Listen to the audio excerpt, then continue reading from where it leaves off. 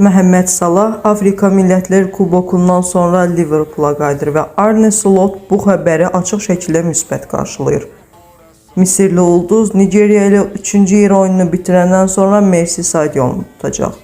Son vaxtlar klubda istənilmədiyi və Slotla əlaqəsinin yaxşı olmadığı barədə söz-söhbətlər dolaşsa da, baş məşqçi bu iddiaların böyüməsinə imkan vermir.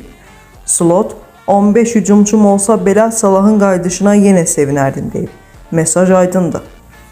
Salahsız keçən 6 oyunda Liverpool məğlub olmayıb, amma İshak'ın uzun müddətli zədəsi hücum xəttində boşluq yaradıb. Bu səbəbdən Salahın dönüşü vacib hesab olunur. Amma onun Marselə qarşı Çempionlar Liqası oyununda olub-olmayacağı hələ dəqiq deyil. Bir sözlə, Anfield Salahın yolunu gözləyir. Son qərar isə oyun gününə yaxın veriləcək.